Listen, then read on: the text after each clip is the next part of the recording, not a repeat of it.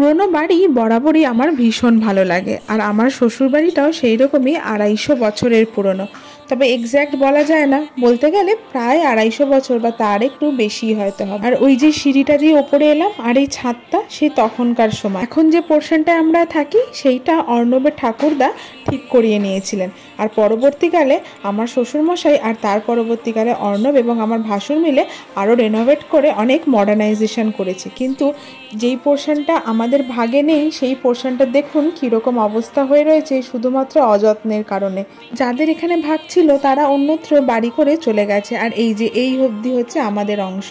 আসলে প্রায় বলতে গেলে 18 সেঞ্চুরিতে অর্ণবের হিসেব অনুযায়ী আর কি বিভূতি মাঝি বলে একজন এই পুরো বাড়িটা তৈরি করেছিলেন। আর তারপরে আস্তে আস্তে আজ আমরা 8th জেনারেশনে এসে পৌঁছেছি।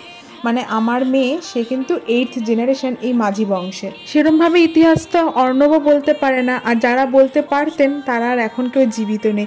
সুতরাং যতটুকুনি ওই কাগজপত্র ঘেটে জানতে পেরেছি ততটুকুনি আপনাদের জানালাম। আর আশেপাশে যাদের বাড়ি আছে তারা সবাই কিন্তু এই মাঝি বংশেরই, যেহেতু বংশটা অনেকটা বড় হয়েছে। আর এই যে তুলসী মঞ্চটা দেখছেন, এটা কিন্তু মাঝি বংশের নিজস্ব তুলসী মঞ্চ। এখানে আলাদা করে কারোর বাড়িতে কোনো তুলসী মঞ্চ, সবাই তুলসী মঞ্চ হিসেবে এই জায়গাটিতেই পুজো করে। না জানি কত স্মৃতি, কত ইতিহাস এই বাড়িটার সাথে জড়িয়ে আছে। আমরা তো এর কিছু হলো অংশ দেখতে পাচ্ছি, মামামরা বোধহয় বড় হয়ে আর কিছুই দেখতে পাবে না।